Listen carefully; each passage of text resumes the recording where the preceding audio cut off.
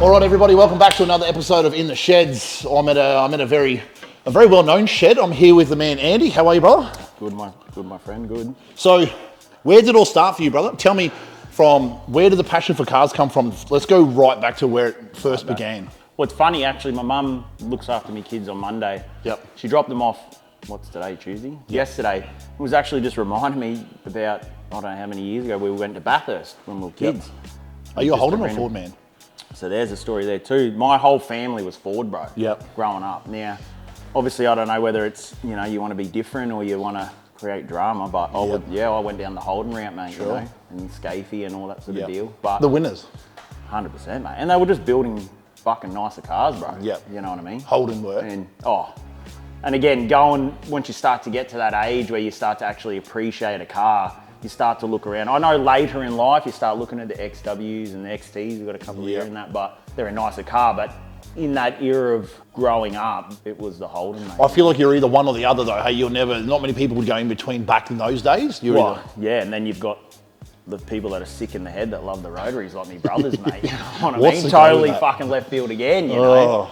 But no, I think growing up, man, it was always about the Holden deal, and I think obviously as time went on, you sort of start to fine tune what you really do like and where you want to head, you know. Yep. So first car for you, what would it have been?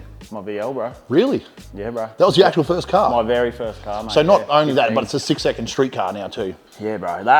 If that car could talk, mate, like even, obviously a lot of people know it and whatever, but I mean like the shit I've done in that car, man, and like that it's still in one piece is amazing. Yeah, you know 100%. what I mean? But like, that VL, man, first car. I had obviously heaps of sort of runabouts in between and that, but I spent a lot of time without a license, so I didn't really need a car for a lot of time there. Mate, I remember the first time I sort of met you, obviously you heard a lot about you, but we went out on a night, we went over the border to Mexico, it was all on closed roads, and you were rolling, and it was 5 deep, 4 deep, and just... You want to hear a funny story how I got to obviously know you. So obviously, growing up, there's probably still a core of maybe, I would say probably 5 to 10 of us that are still around today, and I'm not going to name names, that are street racing all those years ago, man, when I was like fucking 16, you know? Yep. And the funny thing was, like, obviously they're still around now, and you know the blokes and that, but later on, obviously we started this and we had a bit of a break there for a bit, but I remember hearing about this VE that was sort of fucking putting cars on people on the highway and that, and I'm not taking the piss. That's what said. I was like, right, I'm gonna fucking put the wheels on the car. Yeah, right. So that night, mate, I don't know if you remember, but it was that night.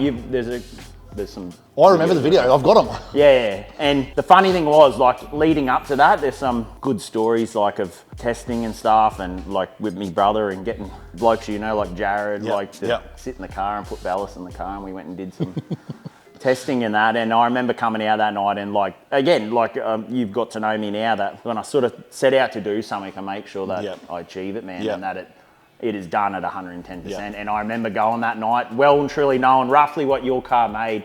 I knew what my car could make, but I also knew that I didn't need to try and put that down. And I do remember outrunning you, and you would just, when we pulled up... I was out on you a little bit, but then you drove out of my life. With 5 of us in the car, you know, or 4 of us in the car. But I think, like, I look back at that and I go, times like that in your life, you meet good people and you make friendships and that, and you know, and I think from that was when we pulled up, you were just like, righto, what is the recipe? What is the secret? How did you do this, and this? And well, that was the thing, bro. It was, everyone knew the car, like it's famous, you know what I mean? So it's like, fuck, Andy's coming out, all the Spot On boys are coming out, they're bringing their cars, and everyone instantly goes, fuck, all right, cool. Yeah.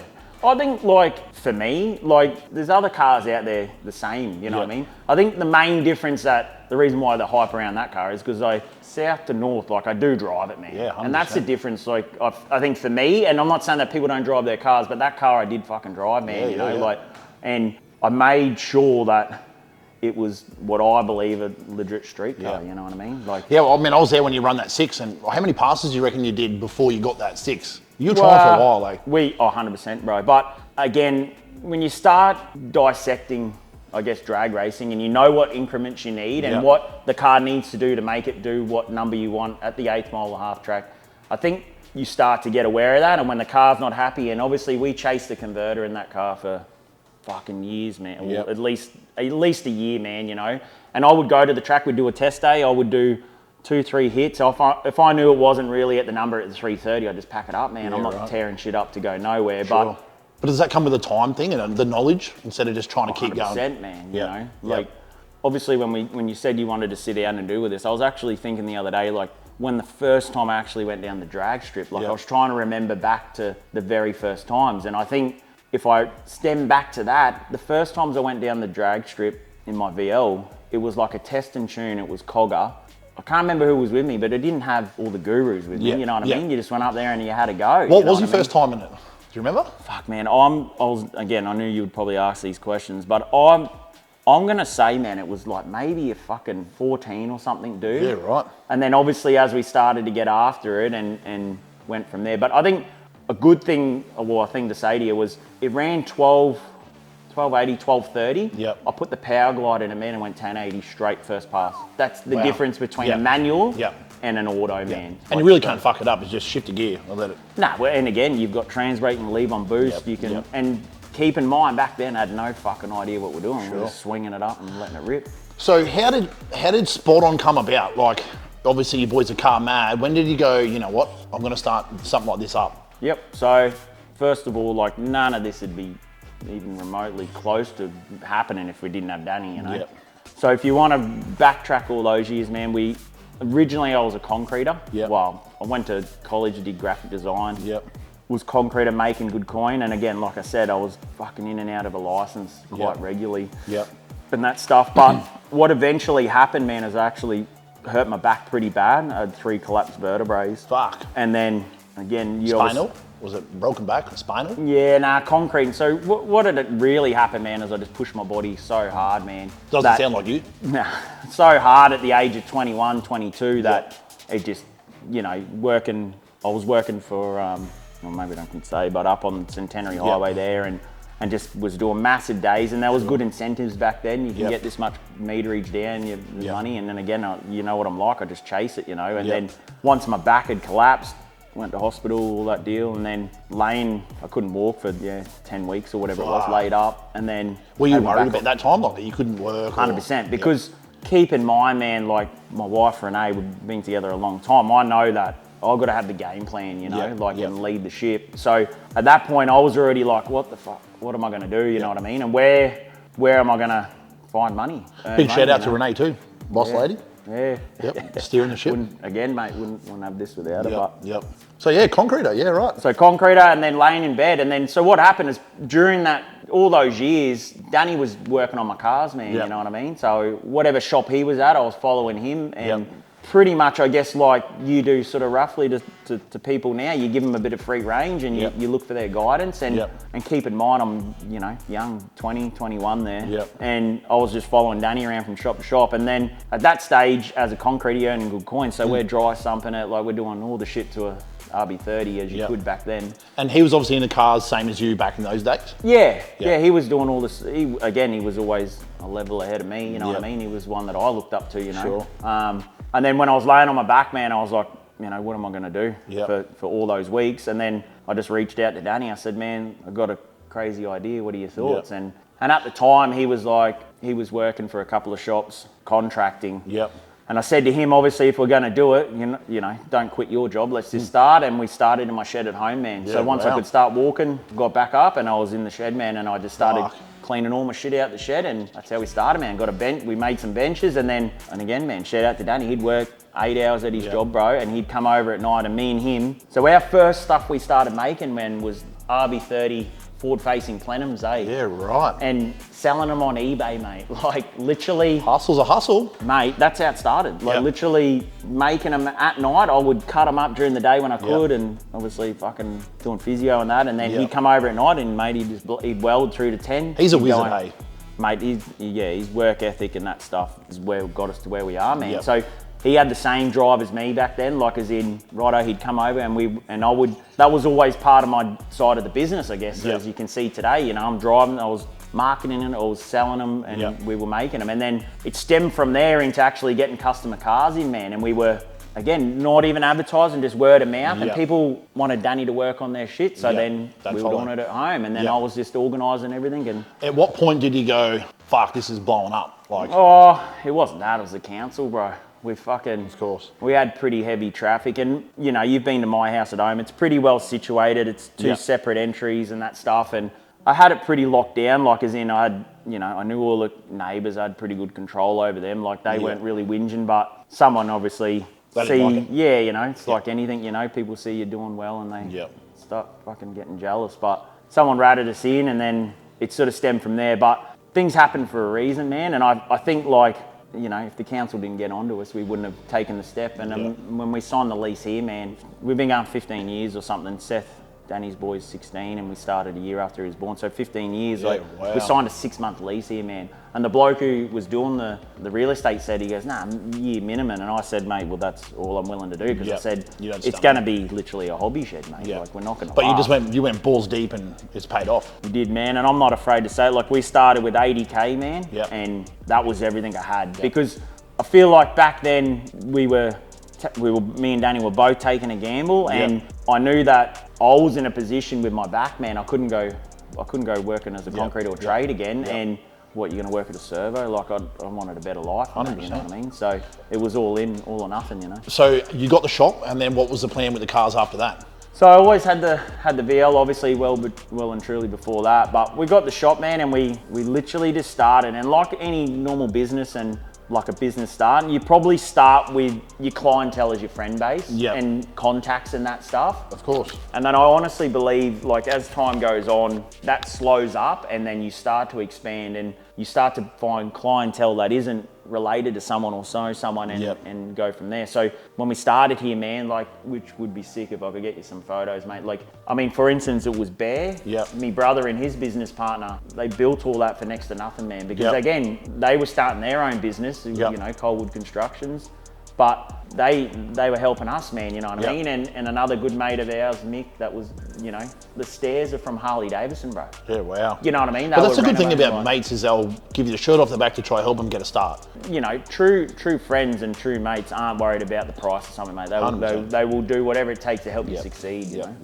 And again, like, if it wasn't for Brendan building all that, and that's still where it is today. Like, we haven't, 15 years later, man, like, I know people come here, mate, and they go, oh, you know, where's all the polished floors? It doesn't look like 888 racing. But, mate, look what comes out of it. Who cares? Well, you know, as Diggle says, mate, it's a dream factory. And again, like, if someone's going to come here and judge us on the floors aren't painted, man, so be it. You know what I mean? At the end of the day, brother, they don't deserve to be in the shop, but you know what I mean? Well, results speak for themselves. Totally. Mate. Let the cars do. Now you're quite about that, hey? You don't like to do much talking. You're always just about come out, do your thing, let the car do its speaking. Doing this, man, is sort of out of my comfort zone, because I don't need to get on here and tell you what we've achieved and this and that. Like, but I want to hear it. People. I know you want to hear it, and again, like I was saying to you earlier, man, I know you got the right reasons why you want to do this, and I also know that people want to know a bit more about, say, me or Danny and Spot On and my VL and this and whatever it is. But like, I want it to be known, man. I'm not on here to fucking boast or tell you what we've got and that stuff, because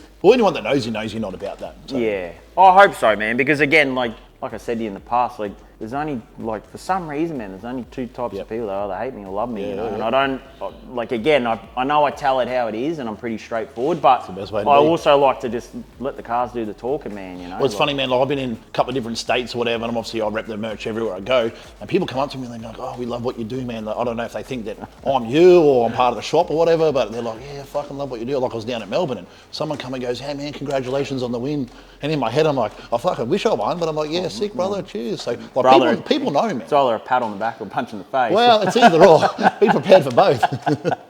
But no, like, the shop's got a reputation, man, which is, you know, you guys put in all the hard work, so it's, you've got to credit where it's due. I think if I was to look back, you know, when you first start and what you're trying to achieve and that, like, and even right now I sit with you, like, I really hope the reputation we have is like, it's that we're just legit, straight up, honest people, but we're family orientated. 100%. Like, I stress that a lot to my new customers that come, like, and they want to get into racing and that. And I say, mate, when you come to the track, you bring your missus, your kids, and your friends and your neighbour. Like, 100%. Everybody come, mate, because it's not about just the person who owns the car and drives the car. It's about making a family event of it. And that's the best thing about it. Like, I noticed from when I first started, obviously the progression of you do the street stuff, then you try to go a little bit quicker, then obviously you can't put the power at the track. On the street, you go to the track, and then you notice that it's not just you, it's the whole family, and it's like a package deal, you know. Brother, like, I've got some of my highlights of Spot On is obviously the ETs and what we've achieved, but I'm telling you honestly, some of my most memorable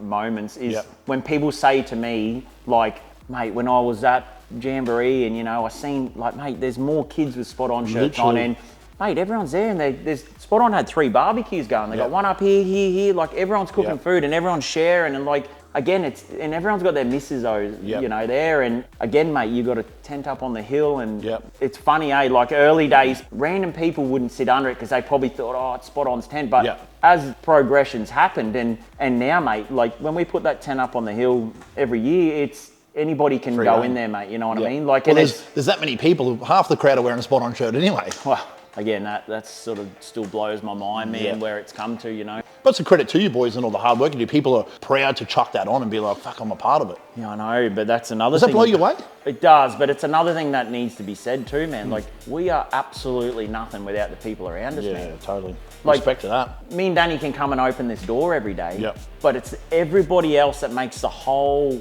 family contribute and matter, man, you know. And you've seen it yourself when we're in the pits and someone needs something, and we might have 12 cars there, but car down there is helping you and whatever, you know. And that's one of the biggest things I've preached on previous videos, and at the Kenda one that should be up soon, is for me, like, I like to go fast as anyone else does, but it's having a barbecue, it's talking shit with everyone, it's what happens afterwards, which is like, I'm even getting fucking goosebumps thinking about it. Like, it's sick, man, you know. It's not just racing, it's like it's a family.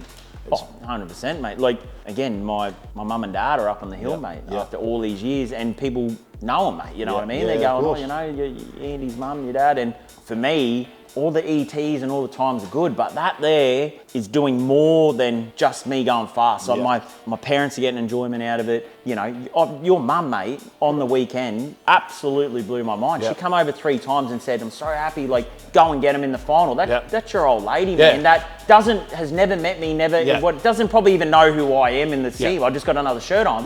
But she was so pumped that the car next to them was doing well and was going to the final, you know, and that's what we preach 100%. In the family, man, you know. Like, if anyone's ever read my posts that I do after a race meet, and I know I drag on about it, man, and I try and not go on and fucking dribble shit, but I want to make sure it's known that the family does it, mate. You've got, everybody does their part, you know what I mean? You know, you've got Ryan and Michelle, you know, Ryan's helping Danny. Michelle's bringing waters and drinks every time, mate. Will send me, what do you want? Like, she is doing her part, man. And then it's family. All the way down the pits, man, people are willing to do their part, you know. And me brother will come, mate. He's there testing, and I've told him we've got food, mate. He's bringing snags and bread, and like, and it's not about the dollar value of what someone's spending. They're just going, well, we're here to contribute. What food do you want? And 100%. You know, Grantley, mate, like, he would come, and if he's not racing, mate, he will purposely come up to support everyone else and bring food, mate, and still brings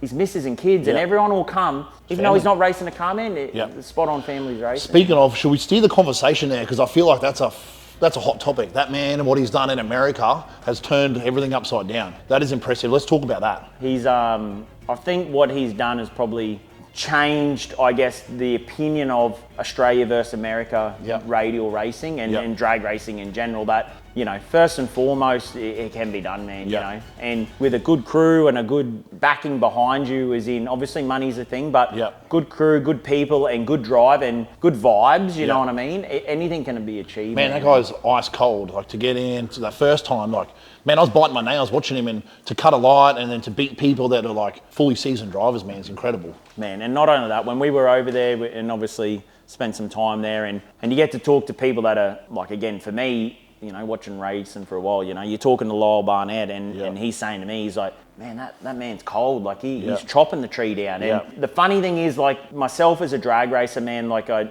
watch all my competitors, you know what I mean? I'm pretty competitive. I watch all that. Mate, Lyle Barnett told me, mate, in the pits that he was watching Grantley's trees. And he said, he goes, man, he's an 04 racer. And I actually said to Lyle Barnett at the same time, I said, mate, well, what's been going on with yours? Like you're being slow. And he goes, no, I'm glad you noticed that. Yeah, like, I'm jumping between 3 cars. I've got gloves on, normally got my thumb cut out, like, all these things. And he said to me, he goes, like, I need to be O2s. And he is normally an O2 light racer, you know. But to be able to do that time after time is impressive, hey? Mate, not only that, something you could relate to and myself can relate to. When I jumped in Brent's RX-8, mate, Yep. which is a supercharged car. It is such a different staging procedure. Totally. And the time you have to grab the trans brake, release it Yep. on the tree is phenomenal. Like, Yep. at least I believe with a turbo car, you've got time to bring it up, you hit the chip and you bump in. Yep. And for Grantley to go over there, never raced anything like on that level, like as in competitively. Yep. And to cut those lights down, man, is phenomenal. Like, I honestly believe this, and obviously people can disagree, but I think he knew he had his own job to do. Yep. And I know that people might say, well, he's in the driver's seat, that's Yep. what you got to do.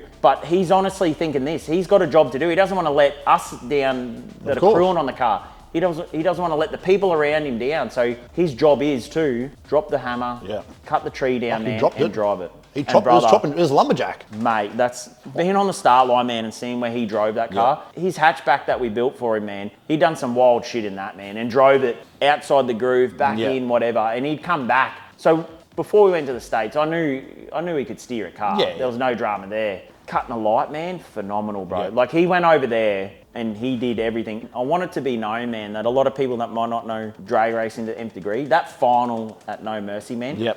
it needs to be known he won that race, man. Yep. It wasn't the car, the tuner, It was on the crew. light. He whole shot won, man. He Yep. won that Yep. race by winning that light, man. Yep. If you want to go back and look at the time slips, man, the car, Mo's car was faster, man. 100% in And that race. He Yep. won that. He Yep. won that race, Yep. man. And that's what I said to him. I was like, brother, I personally believe going from turbo to blower, I feel like the process is so much easier. Go in, bang, bang, button, go. As opposed to wow. going bang, bang, bang, bang, bang. Oh, fuck, oh, rocking. yeah, see, For I me, don't it know, feels the easier. time, there's no time. Like, But I you're don't right, know. 100% on the time thing, because it's you bowl, bang, go. I like that because Yeah. you're not fucking around. Not in my Well, own and head. I mean, like, me brother's, he's getting on top of it. He's Yep. cutting some O lights, you Yep, know. And yep. when I love racing, man, so my cars weren't ready, and we went to Mackay, and he lent me his car. We went up there, and when I came back, I had the absolute blast in that car. But I said to him, man, I struggled on the tree, man. Sure. Like, I struggled to get that car staged in and so fast, because every single car I'd driven up until that stage Yep. has been turboed, man. you What know? did it mean for you over there? Grantley wins his first race, final, obviously drove to the win. What does that mean for you as an owner and spot on? And obviously you've gone over there with a customer.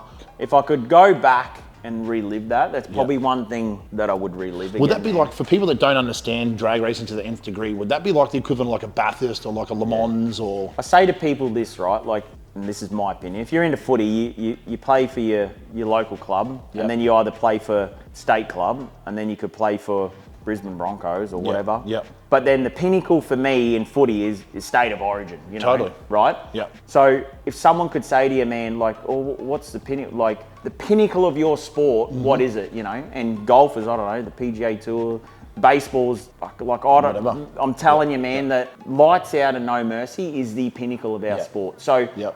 obviously, when we were just to be there is tick a bucket list, and then not only that, you're like, I'm And grateful, you've got to qualify too. You can't just rock up. mate. That you were talking about the baddest 275 radial cars in the world, mate. world, you know, yeah. and to the level that is, you fuck around, you find out, man. Yep. You're out. Yep. So over there, they will start testing on a Monday. Yep. But once it comes to Thursday, bro, or Thursday or Friday, whenever the eliminations start, pack your shit and go home, bro. Yep. You're out. You snooze on the light, or you miss the tune-up, or the chassis tune-up, or whatever it is, and you're out. You're going home, man. Yep. The thing that blew me away too over there is, like, mate, there could be all those, like, I don't know, thousands of people there, you know, hundreds of races. By Saturday morning, man, after 2 rounds of elimination, they peel out and go home, man. Yeah, right. You know, because they're racing every 3 weeks. They're going Yep. home to get ready to go to the next meet, you know. So that's it. I think where Australia lacks is we just don't have the amount of racing here, eh?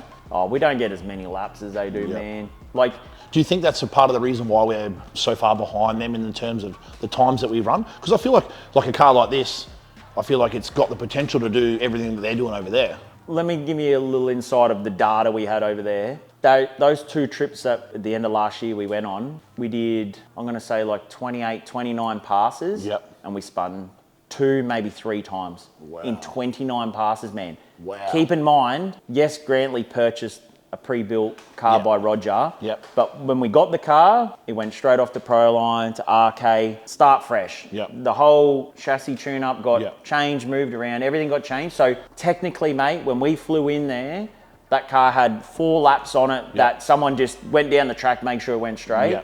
From that point onwards, mate, we did, Grantley probably correct me, but we did like 28, 29 passes, man. And in my diary that I kept, we spun the tyres 3 times, man. Wow. Now, you tell me, you know, I'm hoping with this new setup that my record's the same, but that's phenomenal, man, 100%. you know.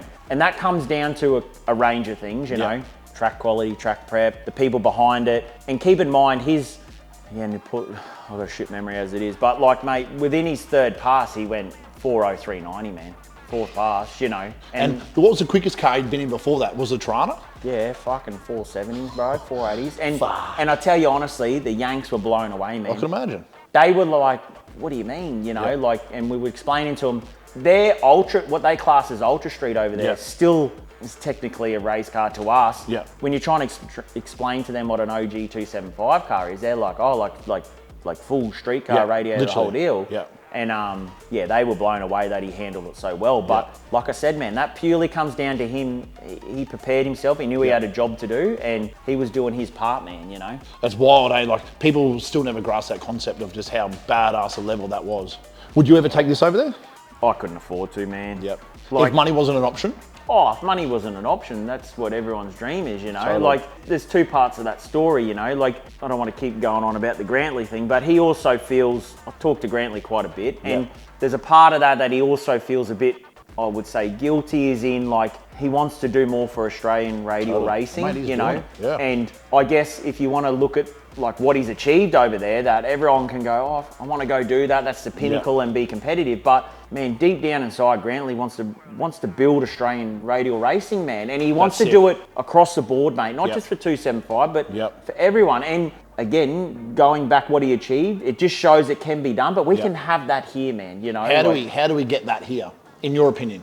Well, there's a range of things that need to probably happen, man, but I feel like track time's a big thing, you know, with anything, man. Like, how many months a year do they get to go racing? Now, because of the winter series, they can race all year round, man. Yeah, right, wow. Do you know what I mean? But obviously their window is a lot smaller with the weather, or? Well, not really, because they head to Florida now. Oh, it's been winter over there. They head down to Bradenton, man, and they're running the Pro Mod series. I think... How badass is that? 80-something Pro Mods. Brother. Like, it's incredible. The level of it, but it's sweet to say, oh yeah, there's 86 Pro Mods, but the window, mate, of to qualify, that just shows you alone the pinnacle of the sport is there. 370s or 380s and you're fucking at the back of the field. Oh mate, you don't make the car. It's 360s, man, to even make the field, you know. Incredible. Like, I want to know more about this. Well, I know about the car because I've been following it so closely from when I bought mine to the journey, but what's happened with it in the past, 14 weeks? Apart from really breaking. It'd be 14 now, yeah. So, Andy, last year happened, for those that don't know, like this car went a full transformation. Yeah, massive. I think there's probably not enough time here to actually go through what I went through, well, what we all did, my crew, everyone, you know. Because, man, I'm an impatient motherfucker at the best of times, but like I get frustrated, I'll spin the tyres once and it's a process and it's all got to come together. But you did it for 2 years, man. You were just testing, changing. I think people have got to, maybe I explained to them why we ended up here, you know. What I like to build, man, don't get me wrong, like this is the pinnacle of the sport, like a Pro 275 car, but what I like to build is a Pro street-driven race car, OG 275. Like I love that class, man. I love that shit, you know. Like I love, you know, Benny's Wagon, Shane's VN, like all those proper true street cars, man, that you honestly can go are pushing the boundaries, you know. So that's where my VL was in that class. I stepped the VL up into Outlaw. Yeah. So OG, that's where it was happening. That's where you wanted to be, but you went to Outlaw. Yeah. So I think obviously what happened with the VL when we ran 6 and 200. I remember that pass, man. Like, that was Were you there that night? Brother, I've got the video footage of us tough lapping the next day after you spent all night here.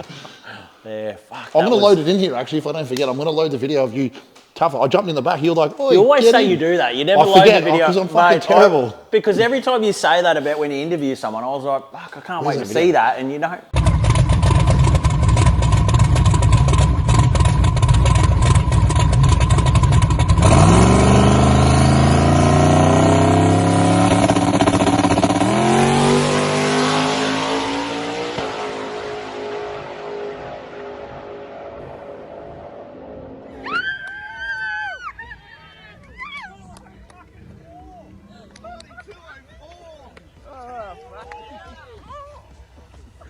Guys, just for the record, this has been fucking 6 months since episode number 1. I've been busting this guy's chops. I've been holding him off. Yeah, I think what happened, right, is like I made a bit of a Pac-Man with a deal with IHRA once we ran that. Pretty much what this car is, cage and subframe wise, is what they wanted me to do to the VL. Yeah. So with this car, I didn't want to do that to the VL. Yeah. Like, again, mate, my kids are growing up with it. I love it. Everyone sort of appreciates it for what it is. Yep. At the end of the day, man, it's an LS. To run what it ran, it honestly was making 2,200 at the wheels. Yep. I'm a firm believer, man, that that's your limit, man. Yeah, like, for LSs. and people can disagree as much as they want, but to make it reliable like that car was, I don't think I had much more as in leaning on it.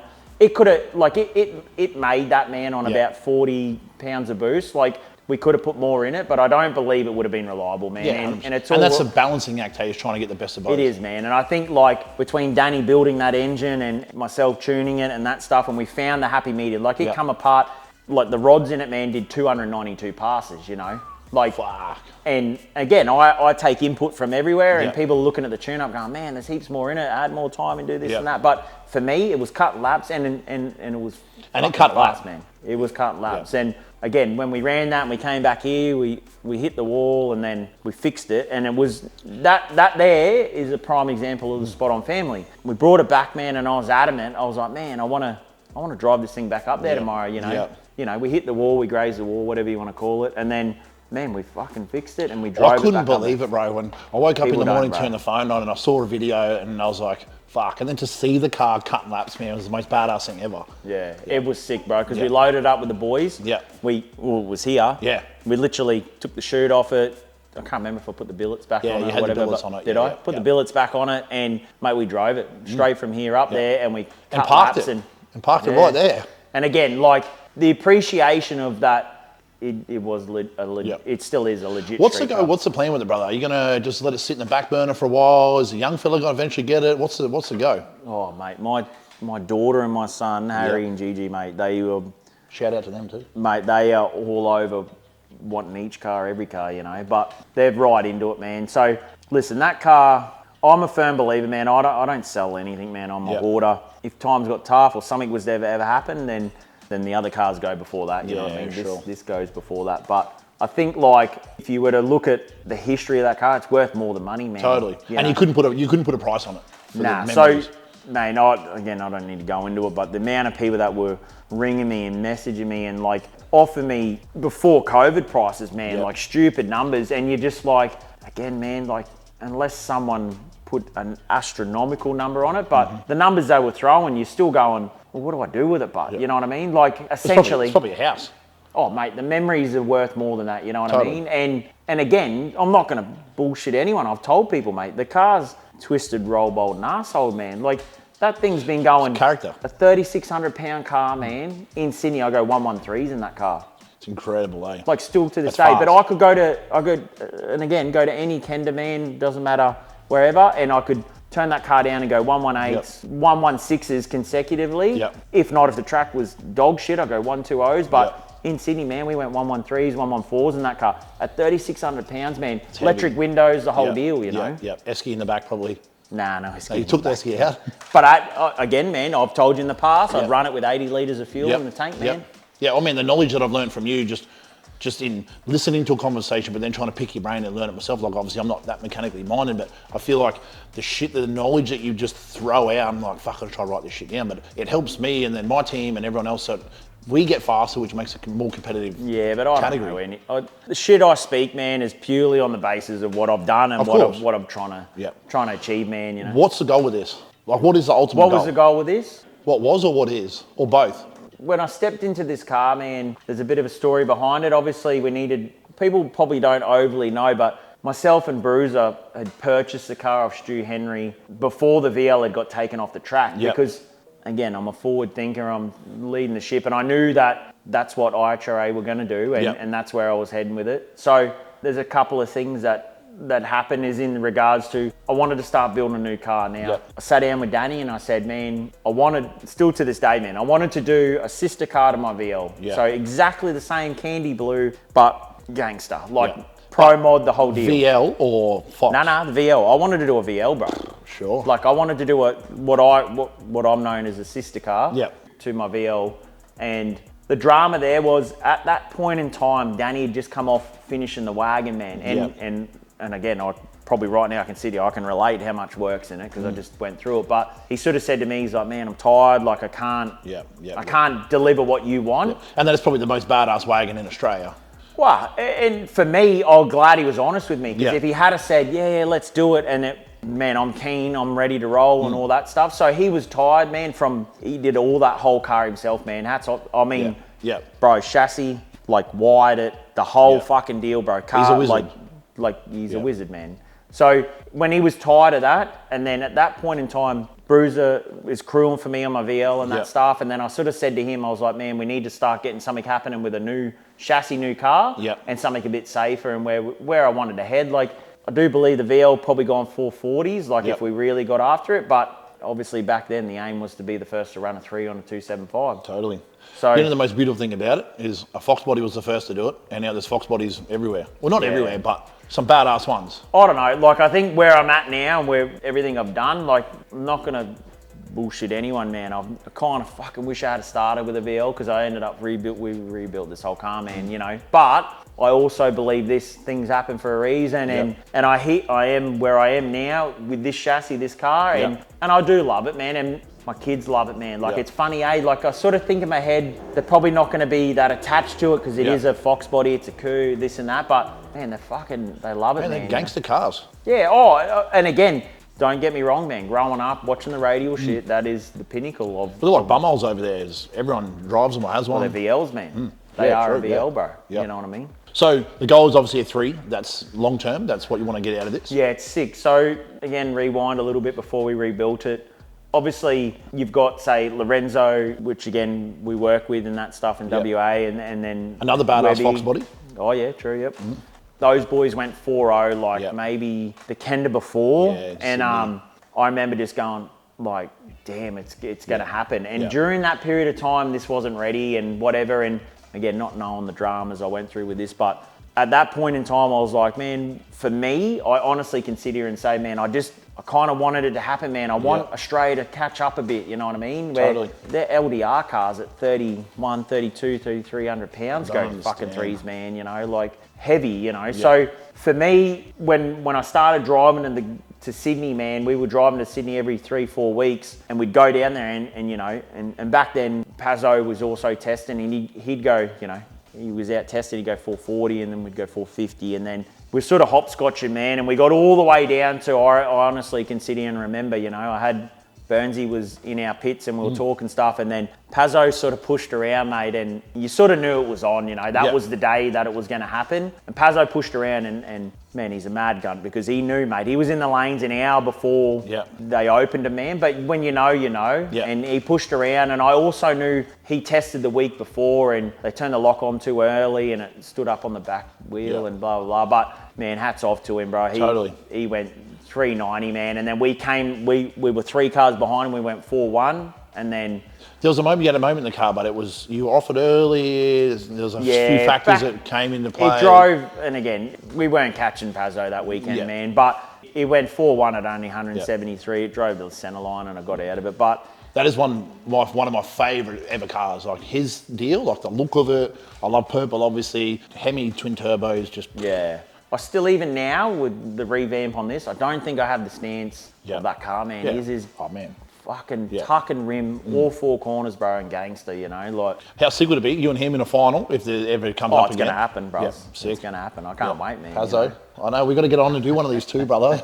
Stop dodging me. I'm coming to Melbourne soon. I think, you know, where this car started with, say, me and Bruiser getting involved, and we purchased a car off Stu, and we started heading down that track, and to where it is now, it is a whole new car, you know. Like, when I first bought mine, I didn't actually know that you had bought one. No, we already had it. I didn't tell anyone. Yeah. I remember you coming in here one day going, why didn't you tell me? I wouldn't, you know. And I said, nah, brother, it does not matter. Again, prime example on the colour or the wheels or whatever. If you have something, and I say it to all my customers, you know, it does not matter, mate. If you know someone else has got that, if that's what you vision your car to look like, then that's how you build it, man, you know. because money doesn't fall out of the sky. So the money you're going to spend on it, you're going to make sure you build that car how you want it. Yeah, without a doubt. That's like when I've always wanted to do a purple car, and then I was like, when I saw, again, Pazos, I was like, fuck, I feel bad. Like, I messaged him and, hey man, I'm doing, he was like, man, I don't care. Fucking do what you got to do. If that's your dream. Yeah. And I was like, fuck, I've got the colour in my head. That's what we're doing. And fortunately, they're similar, but yet they're so different. They're different. They're different now, man. Yeah. Like, you know, at the end of the day, mate, if people are going to sit there and be jealous about it, then fucking so be it. Build one yourself. Yeah. Totally. Yeah. Brother, a piece of advice you could give yourself 5 years ago, what would it be? I don't know, man. The 15 years have flown by, you know. I think probably the only advice I could give myself is probably not business related, man. It's probably home life related, you know. Like, I feel like at times I absolutely give 120% to the business, the shop and that. And I know it's harsh to say, man, but like my home life does get affected a bit, you know. You've got a good rock in Renee and your kids, man. Like, she's Mrs. Spot On, you know what I mean? Like, everyone looks at that, like, I've got people on my crew, man, they're like, fuck, Renee, like, man, she runs it, you know what I mean? Like, at the track, she's doing the thing, so. Like, what she stepped up doing on the car, man, alone is... It doesn't go unnoticed. Nah, and that's what I say to her. I was like, it's not like you're... I don't know, you got a rag wiping the car down. She's doing 100%. Stuff to help me get to the next round, 100%. You know. And I think that whole 5-year thing of what advice you give yourself is like, I know it's hard because you turn around and you say, well, you contradict yourself, but mate, the shop will be here tomorrow. Go home at a reasonable time, you know. But I guess in your field, you almost, I don't want to say selfish is not the right word, but you almost have to be obsessed to get to the point that you're getting to, right? As you know, I have OCD, and when I set out to do something, I'd strive hard for it. So even starting the business, that's where we've ended up now. And 15 years on, people go, oh, you know, you're flying and you make millions. That's not the case at all, bro. For me, like, this place employs 6 people, man. You know what I mean? And speaking of, like, they do badass stuff as well. Like, I feel like you've got a good crew in here. We can't get through that job list upstairs, let alone make everything happen without them, you know what I mean? I remember when I was getting the VE and stuff done, as I'd come in, obviously I knew you a little bit, but I'd be like, hey man, I want to get this done, and you'd be like, oh, I'd see the board upstairs, and I'd be like, fuck, there's like a couple of year wait on that thing sometimes. 2 years, man, How do you get to that point? Like, how does someone, let's say, someone wants to buy VE or they want to go radial racing with Spot On 275 because it's the best category. How do they go, all right, from the moment they buy a car, they come into you, what's the process? Do you want me to tell you honest truth? Nah, tell me a bunch of lies, brother. Right. Of course, tell me the truth. Mate, they will come in here, brother, and I know this is going to sound fucking crazy, but I nearly interview them. Of course. So I am not the type of person or shop, me and Danny are not the shop that goes, yeah, sweet, it's 50,000, drop it off. I'm a realist, and I will honestly tell them before we do anything, mate, before we even order a set of rims, this car is going to cost you around this. Because too many people will sugarcoat it and go, yeah, sweet, let's get started. Just to get the this job. And that to get the job in the door, man. That's one thing I do, sorry to interrupt you, one thing I did love about you boys when I first come down is you said the exact same thing. You're a realist, you're like, all right, what's your budget? What do you want to do? And I'll say to people, I know in your head you don't want to tell me your budget because you think I want to spend it on you. But what I want to do is you need to tell me your budget so I can see how far we can get. Of course. Because what somebody's vision of when they roll it out of here, or even if we don't do the whole job, what their finished idea of the car and what their budget is, 2 different things, man, you know? I feel like there's not many shops that do that now. It's just, they'll take, like you said, take the job on just to get the job, and then it snowballs. Mate, I probably, as for quoting, when people say, I want to quote on this, you can't quote what we do, mate. What I can do is give you a rough idea of, tell me what your dream is, and what boxes you want to tick as in, I want to do summer nats, I want to drag racer, I want it light, whatever it might be. And then from that, I can say, righto, this is your ballpark number. And moving forward with that, when the people come in, I can explain that to them. And then the realist people will obviously go, all right, sweet, it's probably not what I want to spend, but can we sit down and talk about what you actually get?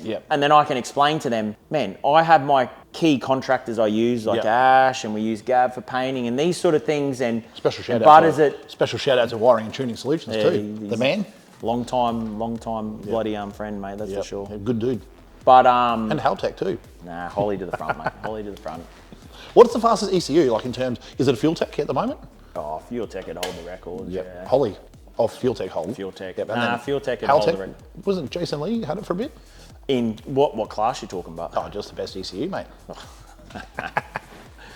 Well, again, like at the end of the day, you're good at what you know. Of course. You know what I mean? And even for me, I do a bit of health tech stuff with my brother's stuff and that. But so to get a car in here at the moment, if someone wants to come in, what's the process for you? Is there... Just come and see me. I'm not going to sit on here and tell somebody it's 6 months, it's 2 years, it's 5 year wait.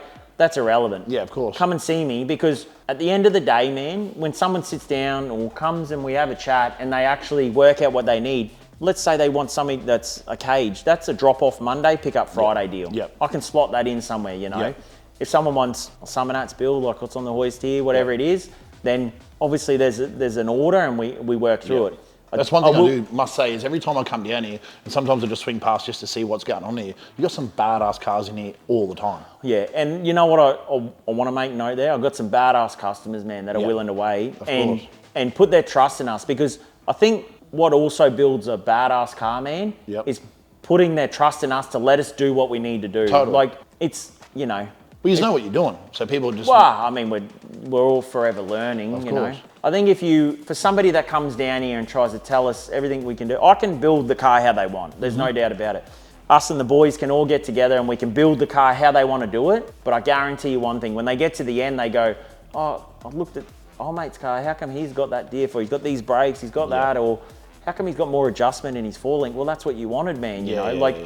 It's kind of one of those things, you need to let the chef do his job, you know what I mean? And make it to what it needs to be, you know? Brother, I'm keen to hear some of these. Top 3 cars. Race car, I'm pretty sure it's this, but race car daily and what I've called the fuck you car. Again, for me, race car would be, I'm telling you, like a 4-door me VL, man. Sure. Like, I'm telling you, like, if you could pitch a boost, man, but Pro Mod style, slammed.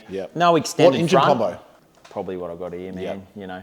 And again, like... That would be pretty badass. Shout out to Bruiser, mate. We wouldn't be where we are now without this, you know what I mean? And also me brother, you know what I mean?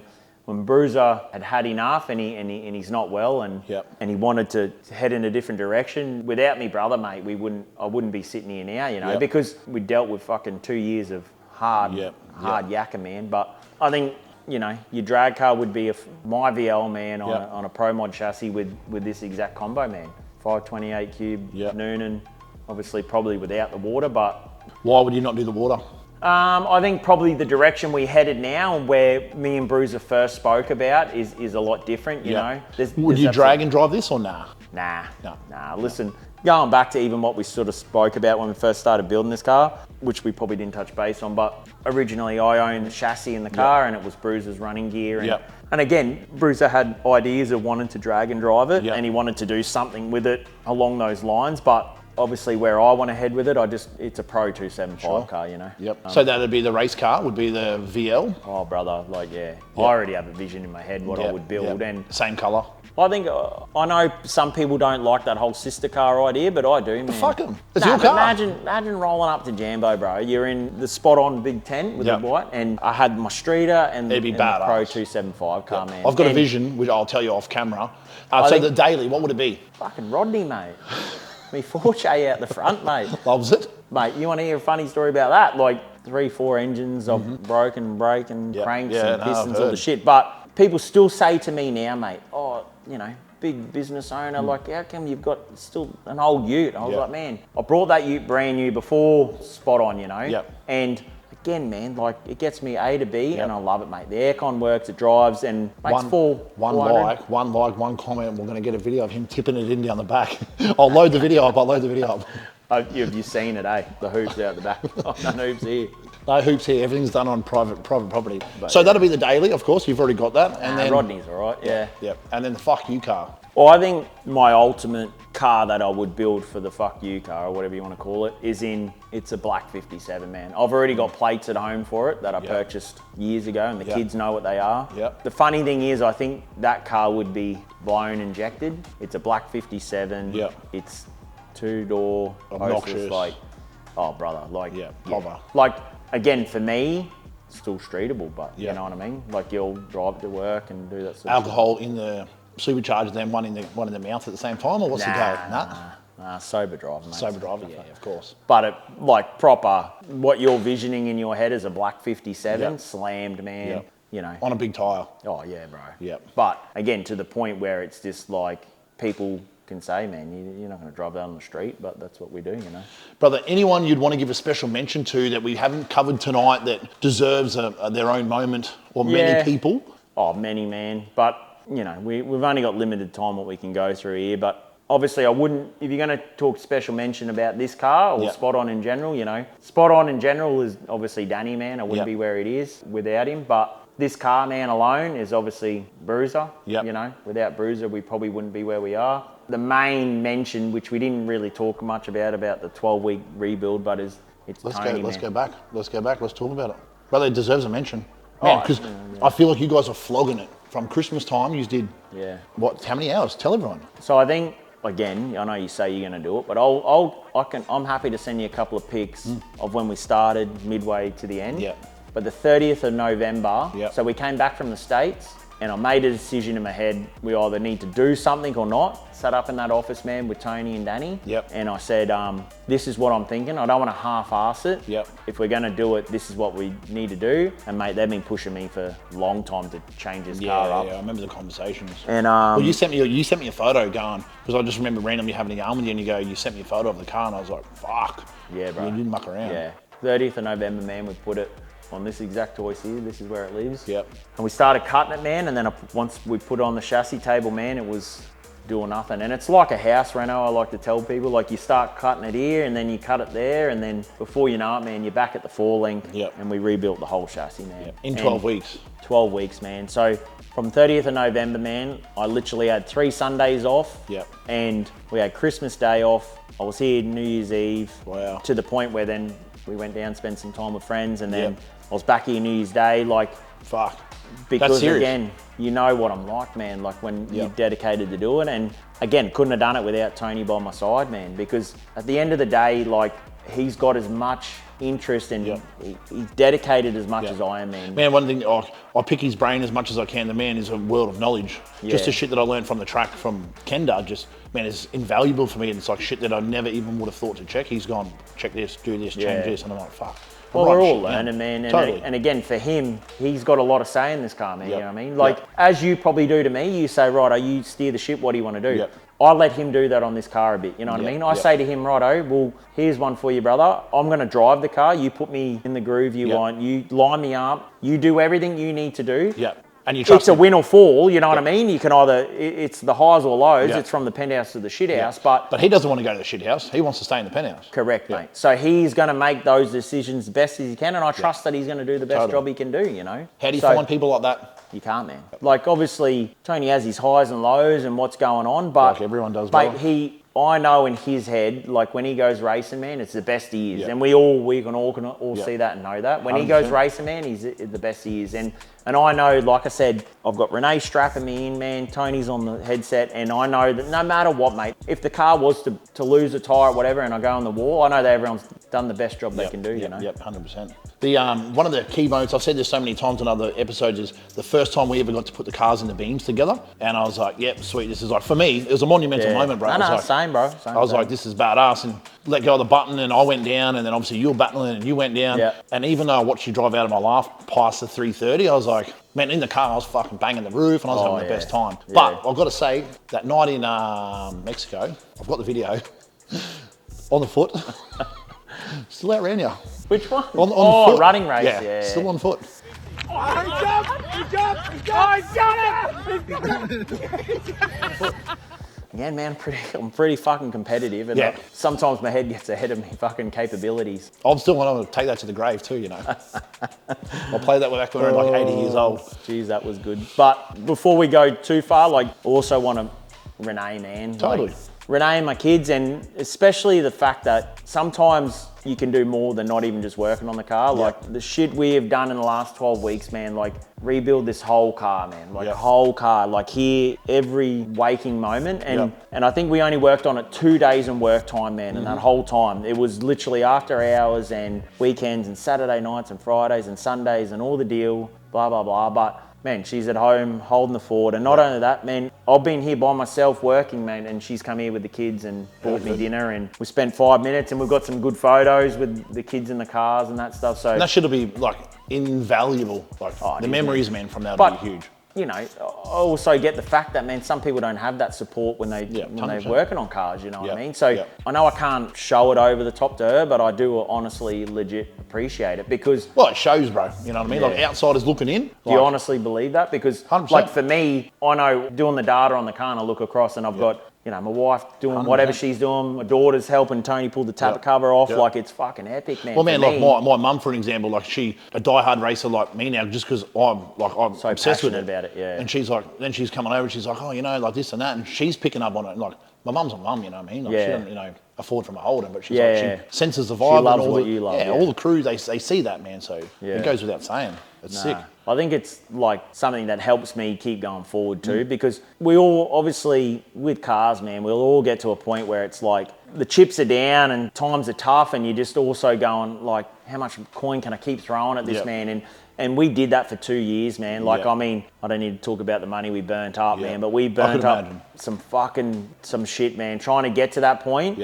And the biggest thing that I struggled with, and it was hardest for me, was every time we would come back, man, apologetic to my crew because we didn't go down and we bust the tyre, we did this and that, and they're just like, it's all good, let's turn it around, let's go again. And I'm going to put it on record, man, that helped me get through because there was a part of me that went, man, I can't keep doing this to them or me, you know what I mean? Because sometimes you just want to go, you know what, maybe I'm out of my league, I can't keep doing this, I'm going to park it up, you know. Well, man, like I sympathise with you. I've only done it a handful of times and I've spin the tyres a whole race meet and I'm like, this is fuck. I'm like, I hate cars. And then there's that one pass and you do it and you're like, I'm addicted. Well, and that's what I say to you, like when I pull you up and I'll say, all right, bro, like I know you're upset, but the other thing is too, like, fuck, man, I just, you know, a part owner, a spot on with all, like everything at my needs and I still tore the tyres off it for 2 years, man, you know. Well, that's what I keep going back to, going, fuck, if you're doing it, like, it's 100%, possible. Man, do you know what I mean? And that's what I say, like, for instance, you know, when I've got a couple of cars in our fleet, if they're turning the tyre, then we've got other issues going on, you know? And when they're doing it, I'm saying to you, I was like, look down the line here, like,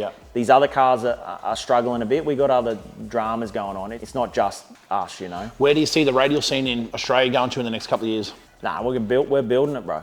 Onwards and upwards, man. And I feel like yourself and there's other people coming on board, man, and we're growing it, man. You know what I mean? Like I spoke to Ricker. I've messaged Ricker in that, and I was like, man, we got to keep the radials in the car, and he's keen, man. You know.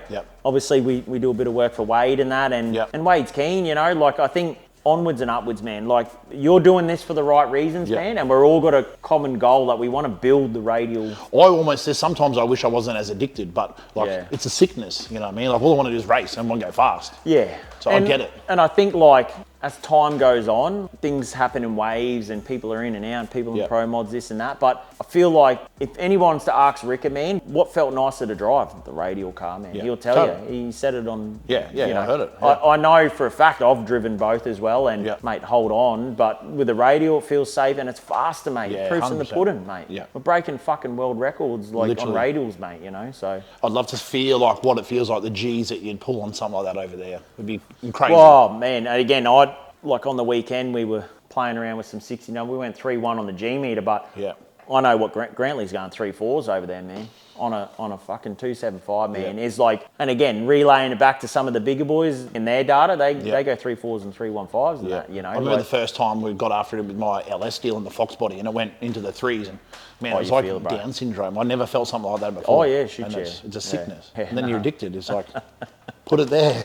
You know what I mean? Well, and again, like if we could go racing every 3 weeks like they do, man, you can really start to move your race program forward a lot faster, you know. Where are you out next? You got Jamboree in a couple of weeks? Yep, so obviously, like we spoke about tonight, I was about to put it up and pull the sump off, click the rods off and that, but we'll be loading up. My overall plan is I've got a goal to run quarter 275. You know what I spoke about. And again, it's funny, I was only talking to some people we relay with this car today, and they were saying, man, you're sick if you think you're going to run that out the back on a 275, but that's what I want to do. I'm not even going to ask what numbers you're hoping for, because we'll let the car do the talking, but I could imagine. It'd be badass. That's what I want to do, man. I don't want to sit here and say I'm gonna do this and do that, but until it does it, you know what I'm like. I just let the car do the talking. I can't wait to see it. Hopefully it doesn't rain. Oh, I don't think it'll happen this weekend, man. It won't. I need like we've pretty much got 12 or 14 passes on this new chassis. Honestly, think like I need some more laps under the belt, and then. But if everything's working in the front half and. Yeah, but I'm out of ratio. So the biggest dilemma I've got with this, it's a 10-inch billet rear end, but there's only one company in the States that do 325s for it, and I've been in contact with them, and again, man, money doesn't fucking fall out of the sky. So to get 3.2s in it, it's a lot of coin. Where at the moment we're 3.7, so we probably can only drive it at like 5.6 seconds. But in the past, I've run it down there, we've driven it to 5.5 and still rolled through 670s, but that's a fair way off where we want to be. You know? I can't wait to see it. And obviously when the changes happen, it goes even faster again. Yeah, like I'm well and truly understand that, like the VL, man, we need to get all those incrementals right, and we need to get it to a point where it's ready to drive out the back. But the diff ratios is what's going to hold us back at the moment. But when that time comes, man, we are 100% sending it the whole way, man. Brother, 275. Yeah, of course. That's the best size tyre. Fucking know. Where can everyone find you, brother? If someone wants to get in contact with you, what's the best way to get... Nowhere, I'm hidden. Brother, I know. I've been trying to get you for 6 months. If someone wants to get a build done, obviously they know the shop, but what's the best way to get in contact? Just spot on performance on Facebook, man, you know. Yep. And the other thing I will say is don't be afraid to pick up the phone and ring us. Like, I understand it might ring out at times. There's only one of me that answers it, but there's nothing better than people picking up the phone and I will have a 10, 20, 30, 40-minute conversation with them, and I can put all their questions at ease real quick, you know what I mean? And phone number on the website on... People will find us, bro. It's 15 years, they'll find where we are. But same number. I feel like if people have questions, man, just ring us, you know. Like I have people ring us about stuff that we can't even help them with, but I'll steer them in the right direction, you know what I mean? Get them heading where they need to head. That way we can get the job done. Perfect. Brother, it's been a pleasure. I'm actually glad we did this. 6 months. Mate, my voice on the internet's not going to be no good, but anyway. What do you reckon? Well, I reckon it was good. No, I don't think it's going to be I can't wait to be racing again with you, brother. Kenda, I'm going to get the hit, but you got to give me the hit. And I want to race. Let's talk about that. You bloody took 100 off me crew member, Tony. I did. I got a bit lucky, but I'll take it. Nah, win's a win, bro. It is a win. I'll take it. The win light up. So I'll take another 100 off him. I'm slowly got to go through and tick off the people. After the last 2 years, man, it's got a lot of... There's a few that have put one on me. Next time we're in the lanes, I'm gonna hear it here first. You and me are having heads up race. I'm chucking some money on. Yeah. Tony's always on the tree, not on the win. Oh, hey, I went 005 on the tree. Ya? Yeah, bro. I fucking had the trophy and had the winner's thing in the bag until Danny went 001. I did see that. Yeah, that's ridiculous. Unbelievable. I don't care. I'm practicing my reaction times because you're gonna have me in the deep end. Well, you got to, man, because that's the only way Danny got it. He's been practicing with the tree. How do you practice it? Is there like a machine? Yeah, you can buy the tester. So. Speaking of, I've got to get Danny on here. If you've done it, he's got to do it. Brother, mate, come on. It's happening. Danny, I'm coming. We're doing it soon. Lock it in. Mate, there is no way. He's doing it. There is no way, mate. Kylie, get him on here. Come on. Brother, it's been an absolute pleasure. Thank you so much. You're the legend. All good. Thank you very much. Let's chuck a bit of a plug on the bottom. Spot On and socials as well. We'll chuck that down there. Let it be known, man. Spot On does appreciate how much he does for us. And also, you know, it's not a paid bloody promotion, man. What you do for Spot On and promoting it, and I know you do it for the right reasons. I love it, bro. I'm addicted. I know you do, but you do a lot for us, man. I appreciate it, man. I can do. And you do also do a lot for the actual drag race or the motorsport community, man. So all of us do appreciate it, and thank you very much. Die wondering, I'll die swinging. Thank you, brother. Appreciate it. Thank you, brother. Thank you. Thank you, bro. I'll get to drive that next year. Okay. Say it just on camera. Get it down. Thank you, brother.